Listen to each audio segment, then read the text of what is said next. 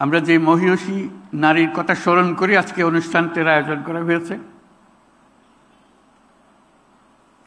সেই মহিয়সী নারীর আত্মা আজকে শান্তি পাবে।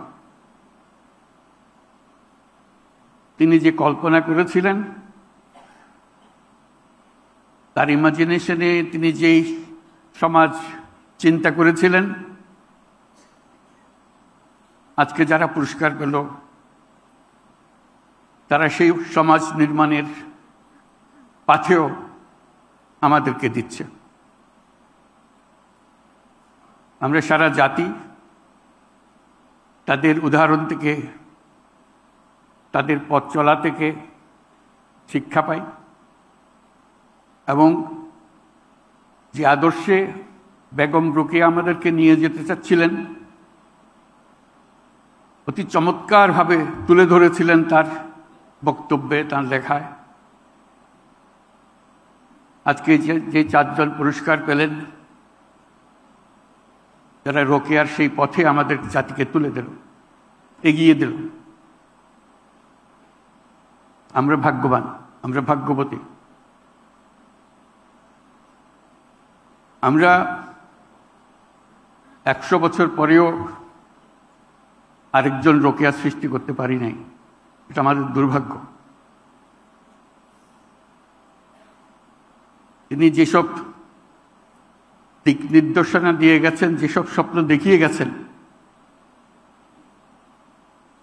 সেই স্বপ্নকে আমরা আমলে আনতে পারি নাই।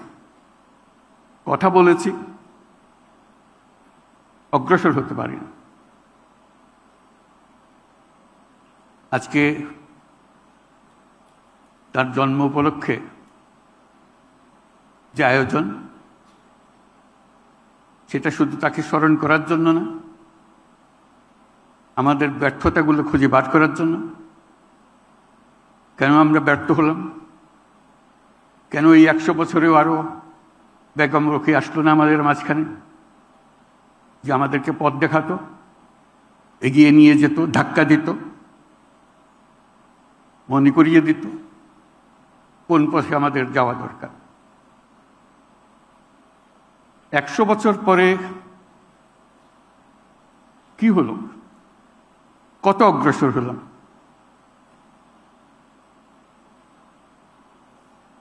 উনিশশো 1974 সনে বিরাট দুর্ভিক্ষ হলো, পথে পথে মানুষ মারা গেল।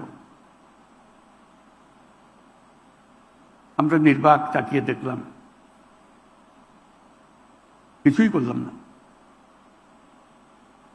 তাদের মধ্যে বহু মহিলার মৃতদেহ, তার সন্তানের মৃতদেহ,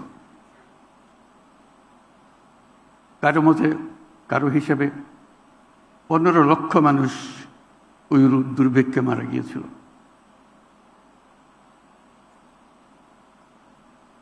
আমরা চিলমারির কথা শুনি, আমরা মঙ্গার কথা শুনি, শুনে পত্রিকার সংবাদের মতো একবার পরে এগিয়ে যাই। কি হলো তাদের, যারা প্রতি বছর মঙ্গার শিকার হয়, অনাহারে থাকে? তার জন্য আমাদের করণীয় কি? আমরা হিসাব করিনি।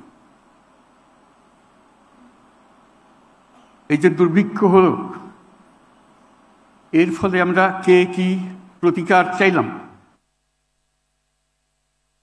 সেটাও আমরা একত্র করে দেখিনি।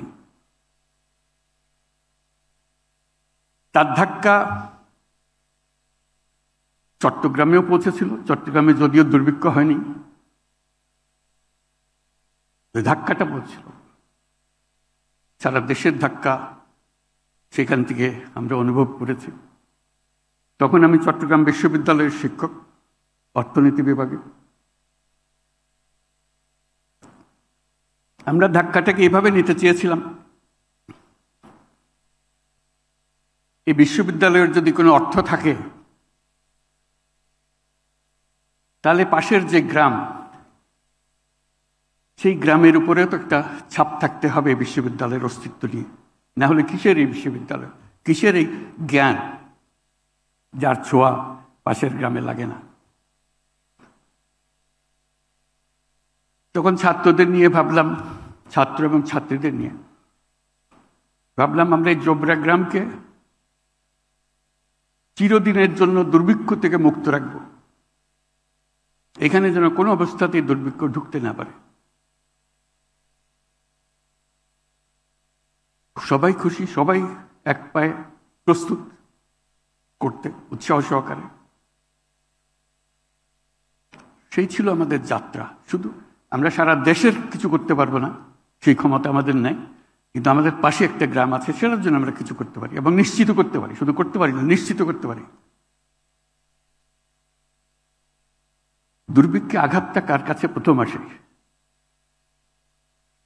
মেয়েদের উপরে, শিশুদের উপরে।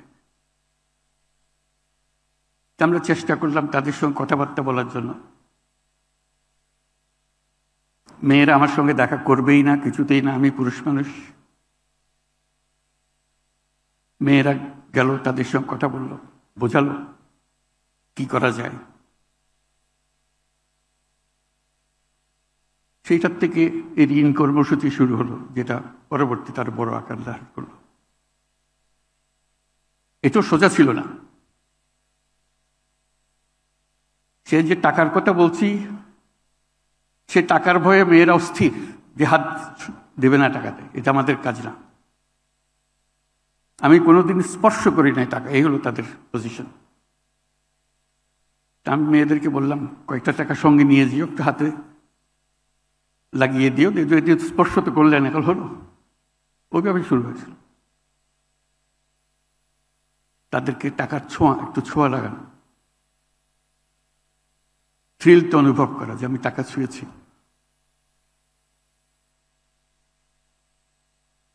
টাকা দিতে হলে একটা নামটা লিখতে হয়। নাম তো আর খুঁজে পাওয়া যায় না, কারো নাম নাই। এটা হলো মহিলাদের কপাল। সেই শৈশবে কারো মেয়ে, অমুকের মেয়ে, বিয়ে হলে অমুকের বউ, সে জানে না তার নাম কি। কোনো রকমে তার থেকে আমরা নাম্বার করতে পারি না, জানে না সে। বল, সবাই তো চেনে আমাকে, অমুকের মা। সেই গেল এক অধ্যায়, নাম ঠিক করা। আমাদেরকে ঠিক করে দিতে হলো এক একজনের নাম। আপনার নাম ওই, আপনার নাম এই। তাতে আমাদের কাগজপত্র তৈরি করার জন্য, আর কিছুর জন্য না। মানুষ সমাজের একটা অংশকে কিভাবে নিজের থেকে বিচ্যুত করে ফেলে, তার নমুনা। তার কোনো সত্তা নাই, she doesn't exist। অমুকের মা, অমুকের মেয়ে, অমুকের নাতি নাতনি, এই পরিচয়ে তার পরিচয়। নাম তো দিলাম, বললাম না, নামটা লিখতে শিখতে হবে। কোনোদিন হাতে কলম ধরে নাই।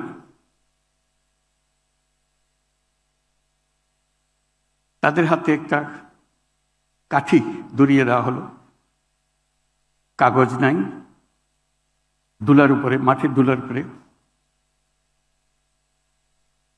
লিখবে। ওই নাম লিখতে না পারলে আমরা বললাম যে তোমরা আমাকে আমাদের কর্মসূচিতে নেব না। এটা বিরাট চ্যালেঞ্জ।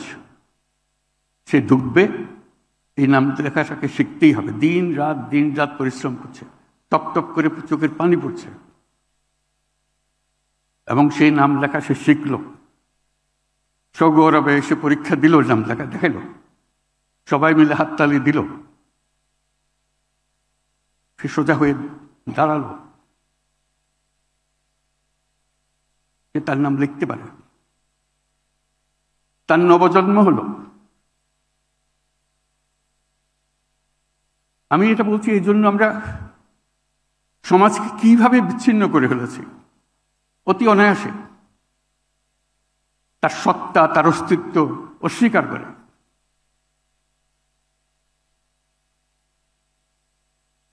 তার জন্য নানা রকমের অসুখ বিসুখের প্রশ্ন উঠল। একটা হলো ডায়রিয়া, তখন সারা দেশে ডায়রিয়ার প্রকোপ। তাকে স্যালাইন বানানো শেখানো হলো। সে সগৌরবে খোঁজ করে কার বাড়িতে কোথায় ডায়রিয়া হচ্ছে, কারণ সে এখন ডাক্তার, ডায়রিয়ার চিকিৎসা করতে পারে।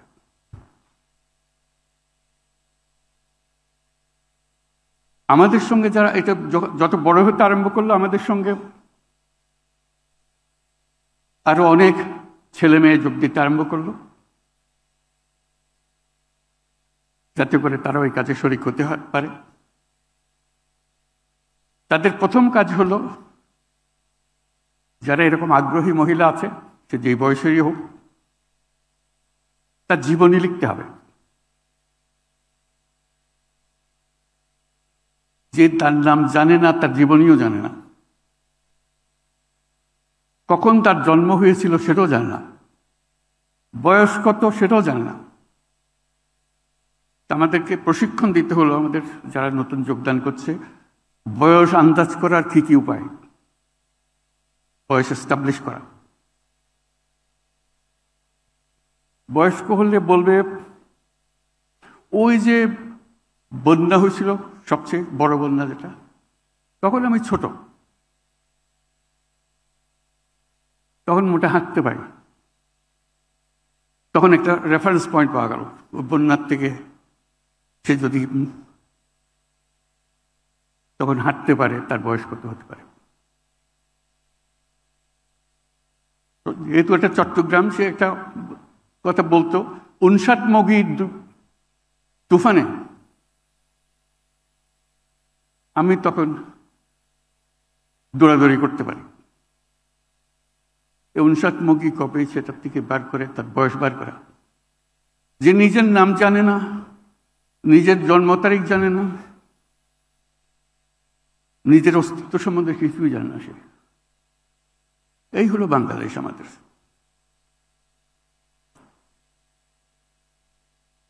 এটা ছিল 70-এর মাঝামাঝি, 80 সালের ঘটনা যখন এটা হচ্ছে। তার থেকে অনেক দূর পার হয়ে গেছে। গ্রামীণ ব্যাংক হয়েছে, তাদের আর্থিক উন্নতি হয়েছে, ছেলে মেয়ের লেখাপড়া বাধ্যতামূলক ছিল। গ্রামীণ ব্যাংকের একটা একেবারে নির্দিষ্ট করা ছিল, যৌতুক নেব না, যৌতুক দেব না। মহিলাকে সর্বনাশ করে দেওয়ার আরেকটা বড় উপায় যৌতুক। তখন যৌতুক ছাড়া কোনো বিয়ে হবে না, সে মুসলমানের মেয়ে হোক, হিন্দুর মেয়ে হোক, যৌতুক ছাড়া বিয়ে হবে। আমরা নিয়ম করলাম, যে যৌতুক দেবে সে গ্রামীণ ব্যাংকে থাকতে পারবে না, গ্রামীণ ব্যাংকে বের হয়ে তাকে যৌতুক দিতে হবে। এটার থেকে বহু রকমের কর্মসূচি শুরু হলো।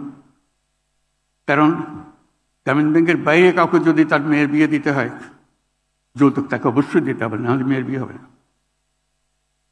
তখন ঠিক হলো যে গ্রামীণ ব্যাংকের ভেতরে বিয়ে দিতে হবে, কারণ তার যৌতুক নেয় না, তারা যৌতুক দেবে না। ঘটকালির কাজ শুরু হলো গ্রামীণ ব্যাংকের, কোন পাড়াতে কোথায় মেয়ে আছে বিয়ে করার জন্য, বা ছেলে আছে বিয়ে দেওয়ার জন্য। আমি এগুলো বলছি এর জন্য, এটা 100 বছর পরের ঘটনা। 100 বছরে আমাদের কিছু হয়নি, নিচের দিকে নেমেছে। রোকেয়ার স্বপ্ন দেখেছে, সাংঘাতিক রকমের স্বপ্ন। এরকম স্বপ্ন মানুষ দেখতে পারে যে আমলে, যে পরিসরে, সেটা বিশ্বাস করা যায়। আজকে মনে হয় যে হ্যাঁ, এটা তো সুন্দর কথা বলছে। সুন্দর কথা না, বিপ্লবী কথা।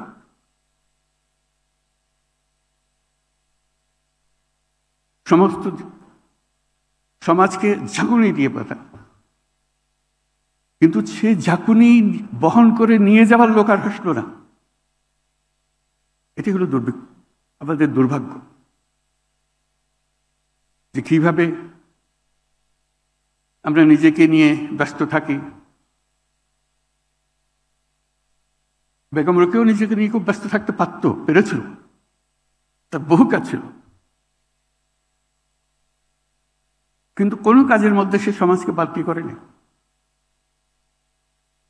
সবসময় সমাজকে নিয়েই করেছে। তার যে কল্পনা শক্তি তার সাহিত্যে সে প্রকাশ করেছে, যে ভবিষ্যৎ চিন্তা সে করেছে, একটা বাক্য দেখে আমাকে অবাক হয়ে গেল, যে বলছে যে নারী কন্যাদের লেখাপড়া শেখাও যাতে তার অন্ন উপার্জন করতে পারে। সেই 100 বছর আগের কথা, 150 বছর আগের কথা, অন্ন অর্জন করতে পারে। চাকরির কথা বলেনি।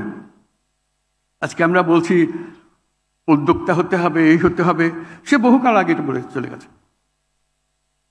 সে শিক্ষা নিয়ে চাকরির জন্য দৌড়াদৌড়ি করো, তোমার চাকরি কোথায় কোথায় আছে আমরা খোঁজ দিই, কিচ্ছু বলেনি। সে নিজের অন্ন ব্যবস্থা করবে। কাজে সেখান থেকে আমরা শিখতে পারছি না কেন? উৎসব করছি, সব করছি, কিন্তু শিখতে পারছি না। আমাদের দৈনন্দিন পথে রোকেয়ার সঙ্গে থাকুক, তাহলেই সার্থকতা। আর আজকে যারা পুরস্কার পেলেন তারা শুধু বাংলাদেশের নয়, সারা বাংলাদেশকে তারা অন্য এক পর্যায়ে নিয়ে গেছে প্রত্যেকে। এটা আরো একটি পুরস্কার না, এটা যুগান্তকারী পুরস্কার, যারা আমাদেরকে দুনিয়ার সামনে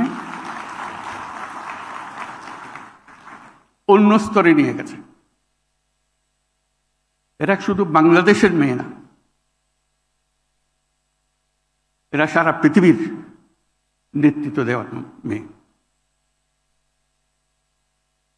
কাজে তাদেরকে যে আজকে আমরা পেয়েছি এই ছোট অনুষ্ঠানে সম্মান দেখানোর জন্য, এটা তার প্রথম ধাপ। তারা সারা বাংলাদেশকে পাল্টে দিচ্ছে। আজকে যে অনুষ্ঠানটা হলো, তার কথা যখন পত্রপত্রিকা ছাপা হবে, পড়বে, প্রত্যেক মেয়ে চিন্তা করবে, কিরে বাবা, আমরা কোথায়? আমরা কেন হতে পারছি না এরকম? তাদের স্ট্যান্ডিং, তাদের বক্তব্য, তাদের ফিলসফি, এটা শুধু বাংলাদেশ প্রেক্ষিতে না, এটা বিশ্ব প্রেক্ষিতে। এদের প্রত্যেককে সারা দুনিয়া সম্মান করে। আমরা প্রথম তাদের সম্মান দেখালাম, তাদেরকে দেখে এটা পুরস্কার দেওয়ার জন্য।